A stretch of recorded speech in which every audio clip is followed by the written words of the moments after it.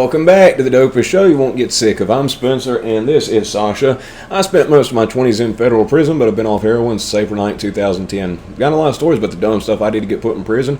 I've also got a lot of stories about the crazy stuff that actually happened when I was in prison. And God forbid you end up in prison. Want to make some of the same mistakes I made. I made a good handful, believe that. So, Barber Mike.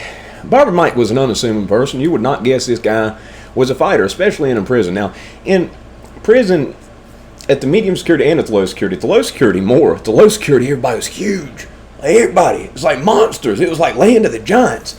I mean, seriously, they had weights at the low security. Some people being in that low security for 15, 20 years straight. There was a guy in my building who'd been in the same cell in the same building for 15 years straight. Went home from that cell. But being as how it has weights, people were lifting and people were getting strong. They had powerlifting competitions that were staff-sponsored. They bodybuilding, they did that too. As in powerlifting, bodybuilding, not take my shirt off stuff around a bunch of dudes and stuff like that. It just wasn't for me. You wouldn't see me walking around without my shirt on. Except my last 3 or 4 months to try and get a tan. I stayed outside walking 12 miles a day like my last 3 months, just so then nothing could happen. If I was walking the track, listening to my MP3 player, there were no chances for some idiot to derail me and get me more time. I also didn't tell anybody when I was getting out. Everybody bug you about getting your stuff. Oh, you leave me this, you leave me. Oh my God. People you never even friends with ask you to leave them stuff. So anyway, Barber Mike, he was probably about 5'9", 170 pounds, and he's a ginger person. He's a redhead, okay? Pale skin, bunch of freckles, short red hair, and he was not street, he was not hood, wasn't any of that. He seems just like a normal white guy that you'd see in the suburbs, you know what I mean?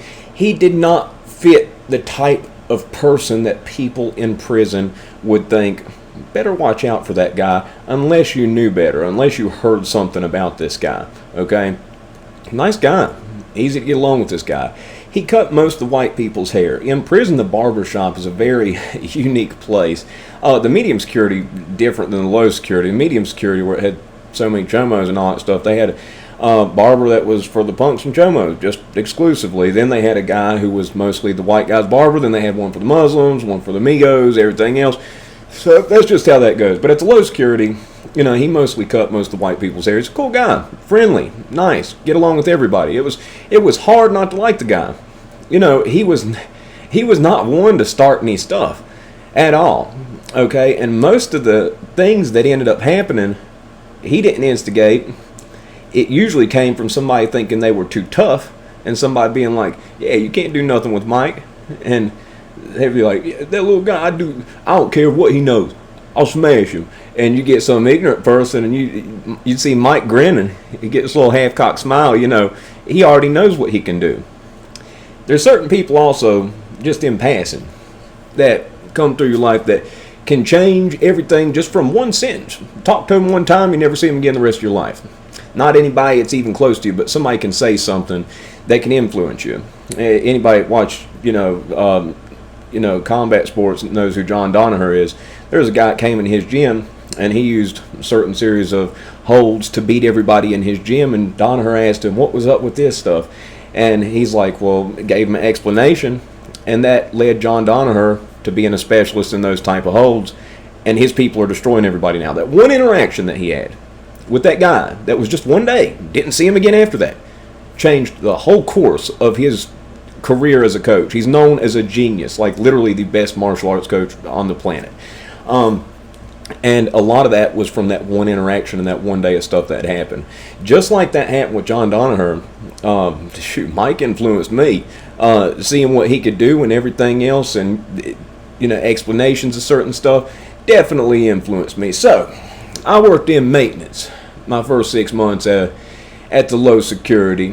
When I got back, I had a sign-in job at maintenance, and there was this dude who showed up when I got there. He had this big goatee. People got goatees like that. And it was funny because you looked at him and he looked like he didn't have a jaw.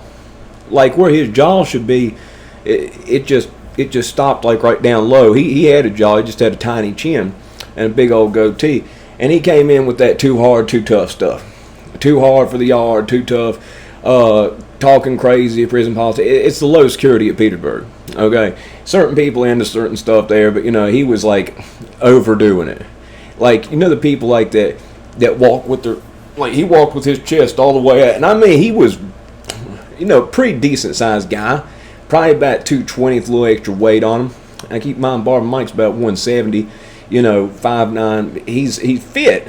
You couldn't tell it because he doesn't, you know, he doesn't walk around showing off. He's fit, but he's not a power lifter. He's not anything physically impressive. The other guy, even though he thought highly of himself, he was significantly stronger than Mike. And this guy was a dude. I had run in like words with him a number of times about that, because somebody said something that I'd fold him up or something like that, and he's like said something, and I had to say something back because he did it, and I'm thinking of that person who said something. You know, why'd you just do that? Put me in a dang situation. But I wasn't in his building. When you're in a building with certain people, that can influence stuff. You hear stuff about booty bandits, all that type of stuff. Okay, whenever you hear a story about that or fights, a lot of the time the stuff that's happening is with people that you just by luck of the draw end up in the same unit as them. Because, you know, on the yard, everything else, there's certain people, you know, in prison, just based on your schedules, you could go 6 months without seeing certain people. Yeah, you could go 6 months without seeing certain people on certain compounds. It's like that. But anyway, Barber Mike was in the same building as this guy. JoJo, I believe is what they called him. And he was redneck, and he's just ignorant, arrogant as can be. You know, just thought he would just, you know, just like a tough bad dude. You know, and know nothing about fighting. You lift weights, cool. That makes you good at lifting weights.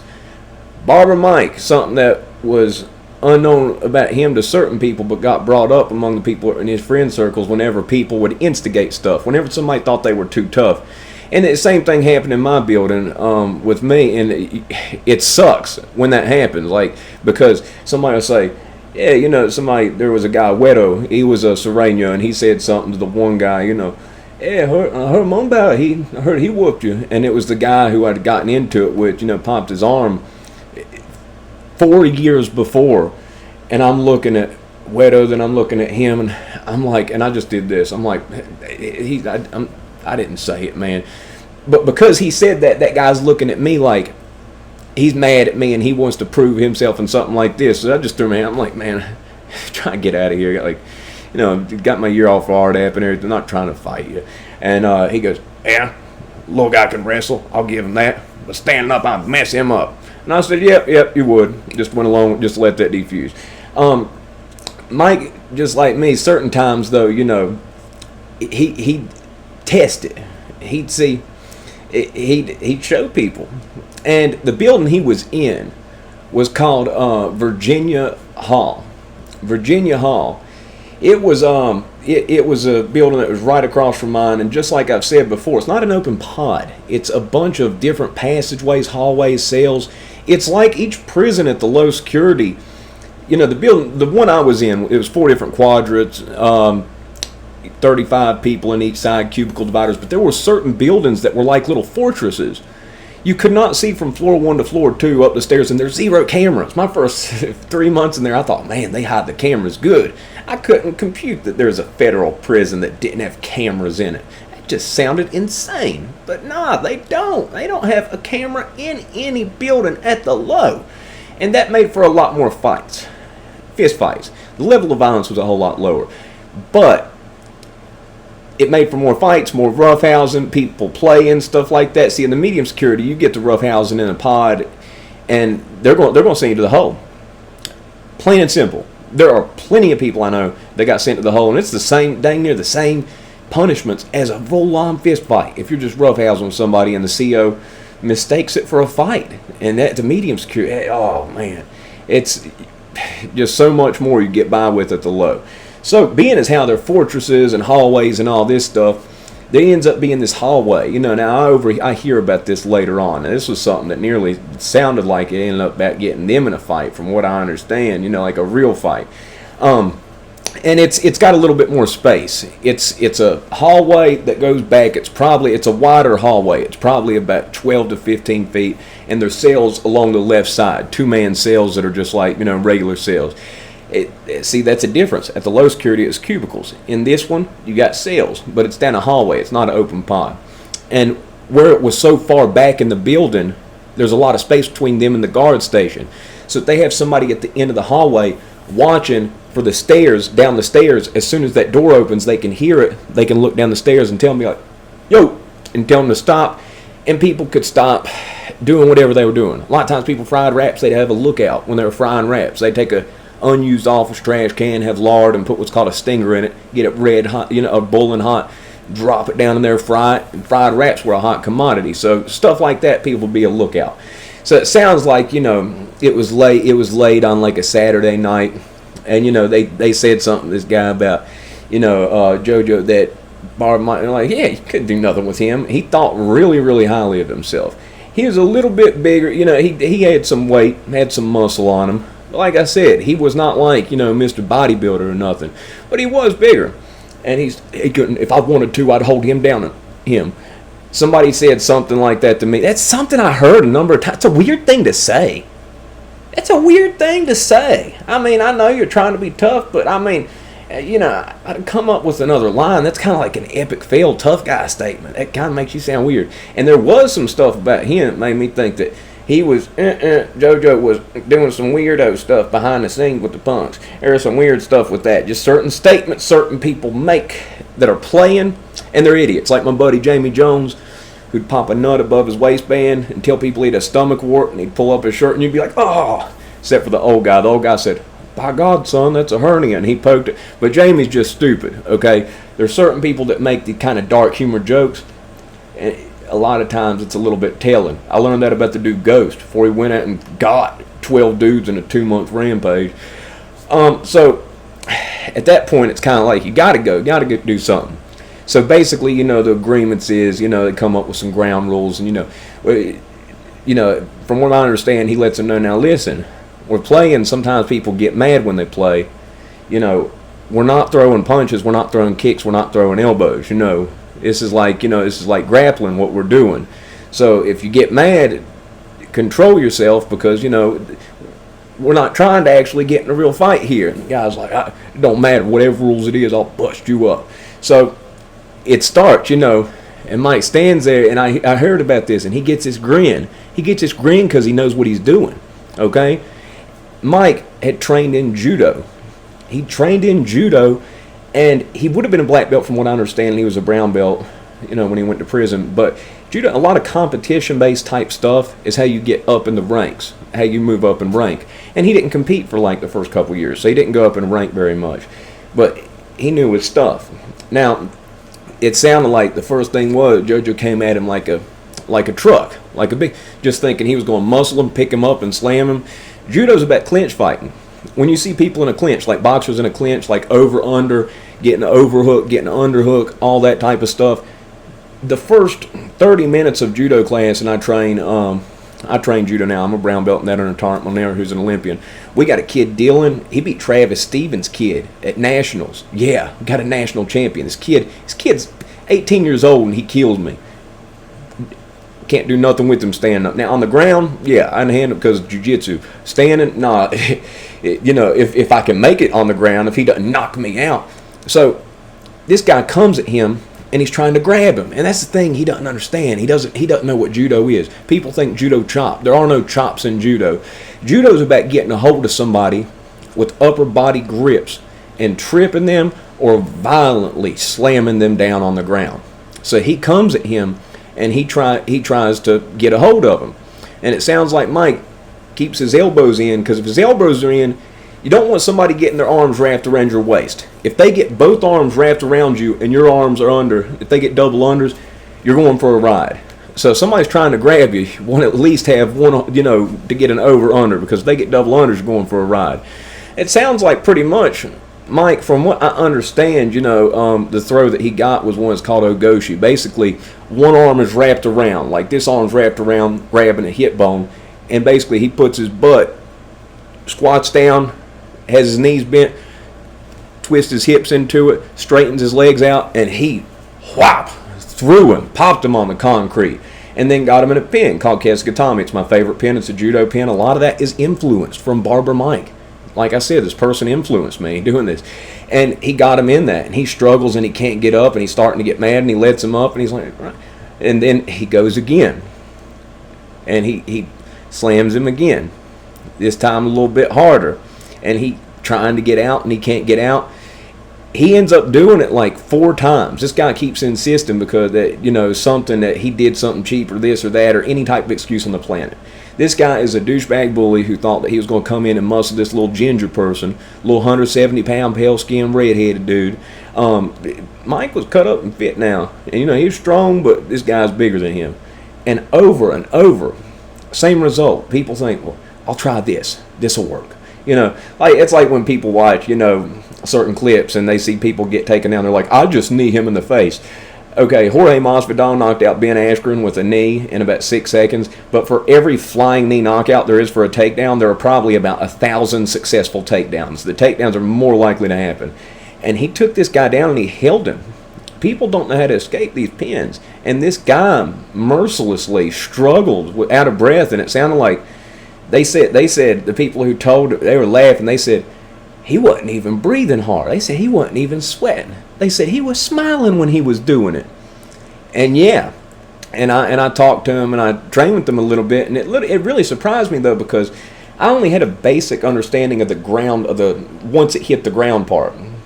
And I could hang with him, you know, like some of the stuff that we did. It seemed like I could hang with him on what's called knee walls. It's ground game. Like once it hits the ground, the jiu-jitsu guys, you know, a lot of time they'll get the judo guys because they're more experienced. But the takedowns, he could put people down, and if he got you in a pin. In judo, if you pin somebody, it's not like wrestling, 1, 2, 3. No, you got to hold them for 20 seconds. You've only got 20 seconds to get to a pin or a submission. They got arm bars, they got chokes. And he just kept putting this guy down. He didn't submit him. This guy wouldn't have tapped. If he had put him in an arm bar, this guy would not have given up. He would have had to break his arm. And he told me that. He told me, he said, wasn't going to do it. He said, I could tell. You know, and it sounded like this guy got mad and his feelings were hurt and everything else. And, you know, one of them times it changed. This is one of the incidents that happened with this guy. There's more than one incident. And I picked his brain about it, but it's hard to train judo in there, you know, in prison. First off, you got to worry about getting caught, place to train, everything else. But second off, you have to have mats to do a lot of these throws because you're literally picking someone up. It's using leverage. Like there are people, there's a woman who works for my mom. She's probably about 5 foot tall. She power lifts up, but she can lift me up probably about 5 foot in the air and slam me down. She's gotten good. She went from not knowing much about it to being good at it. If you know how to do it correctly, it's about leverage, and they feel light. It feels like, you know, like you're not even doing anything when you do it. Now, it's not like, you know, give me your wrist, let me twist it. No, this is something, you know, you see Ronda Rousey go in there and just dominate everybody back when the level of MMA wasn't as high as it used to be. Ronda Rousey, now, see, here's something to think about. Ronda Rousey, first round, finished 3 girls that beat Amanda Nunes, 2 of which finished Amanda Nunes. When Kat Zingano finished Amanda Nunes, the next fight, Ronda Rousey finished Kat Zingano in 13 seconds. Yeah, you watch people like that. Fedor Emelianenko was going to make a career on the Russian national judo team. And I studied stuff like this, but seeing it firsthand, seeing this guy, you know, I knew a little bit about what to do on the ground, but the takedowns, to see someone smaller, you know, I had this whole concept of, you know, you got to watch out when you're standing because big guys will dump you on the ground. Nah, this guy completely influenced it. That's why I went to judo today. This morning. It was sorry because I got this bone sticking out of my foot, and you know I felt like a wallflower. I was barely doing anything. I shouldn't have even gone until I get this thing x-rayed. Dylan, the kid though I told you about, man, he told me he's got 2 broken toes and he had the same knot pop up on his foot and that it went away. So that made me feel a little better. I've been worried to death I'm going to have surgery, scared out of my mind. Not a lot of people can't scare me.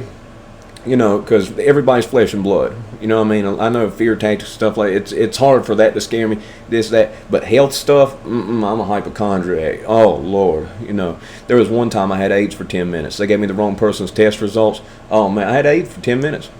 Yep, had AIDS for 10 minutes. Then they went off on the woman. She called me Mr. Mumford or something else. And I said, you could at least get my name right if you're going to tell me some news like that. And found out it was the wrong person's results. Yeah, so I've been messed up ever since then. That was when I was 18. But anyway, yeah, now I'm training with some serious people, you know, and competent from a rank, but you know, these guys are, even though me and Dylan were a brown belt, no, I'm nowhere on his level. He's been doing it. He's one of the top people in the country. Might end up being one of the top in the world. I'm lucky to train people like that, but that is all because of Barber Mike and this other guy who at the medium, I got to call him something else. You know, certain things that happened that I don't want to put his name out there, but he was like a little bowling ball. He's a fat white guy with a double chin and a goatee, goofy as could be, karate black belt and judo brown belt. I saw him knock somebody out in the concrete too. And seeing that, you know, made me say, you know, instead of just sitting there and admiring thinking, oh, that's a bad dude, he knows that stuff, I said, well, shoot, sign me up. Teach me how to do that. Instead of just sitting back and just admiring, saying, shoot, wish I could do that. Nah, shoot, I'm going to learn how to do that. And Barber Mike was a big influence on me. Good guy, excellent guy. You couldn't not like the guy. You know, he cut everybody's hair, everything else. But he was a friendly person. He's polite. I can't see him getting in a fight with anybody other than somebody instigating it. Somebody instigating something that he had to get in. And I had a few situations like that myself. And, you know, once it hit the ground, I knew what to do. But, man, nah, stand up, couldn't have done nothing with him back then. Now I could, but back then, nah, not a chance. This guy was something else. And you would never guess it.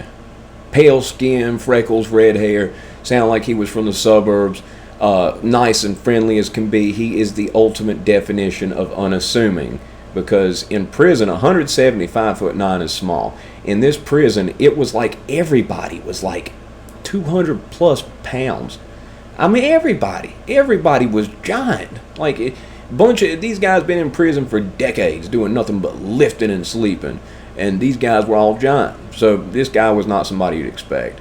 And that was something pretty wild. It influenced me. Figured I'd share it. You know, came back from judo today. You know, it wouldn't be training if it wasn't for certain people, certain influences I had. So anyway, if you liked the video, press the like button. If you watched it up to this point, you thought it was good, press the like button. But if not, it's 22 minutes and 12 seconds of your life in which you'll never get back. You know, a lot of judo, just speaking on this, I'm looking at a place that's nearby my house. It sounds like it used to be kind of like a rec center. It's got a basketball court and stuff. I'm looking at getting this place, you know, for a place the kids come hang out. And, you know, I'm going to leave basketball stuff if I end up getting it. Don't want to take it away from people, but making it, you know, a judo place. But I've also got a whole bunch of cool stuff. Like, got a Cobra bag, Ryan Garcia's. It's got a spring on it with this ball on top. You punch it, and the bag swings back at you, and it'll hit you if you don't get out of the way. If I get some equipment, cool stuff like there and that, I'll be able to do some of this stuff, but also show some judo stuff. A lot of the hip throws, you got to train them a few years in order to competently get them. But a lot of the trips, I'd show you today, you could do it tomorrow. You know, a lot of them are simple. The trips, the throws, that takes a little bit longer, and it's excellent stuff. Once you get somebody in these pins, Keskatami's a pin you could learn today, use tomorrow. Like it's that good of a pin. It's a pin that you can show somebody on their first day. And on their 10th or 11th try, they'll be able to hold down somebody that's been training for 9 months, and that person won't be able to get out. It's that good of a pin. It's judo pin. And you see Khabib, you see a lot of people smash people from that pin. But anyway, if you like the video, press the like button.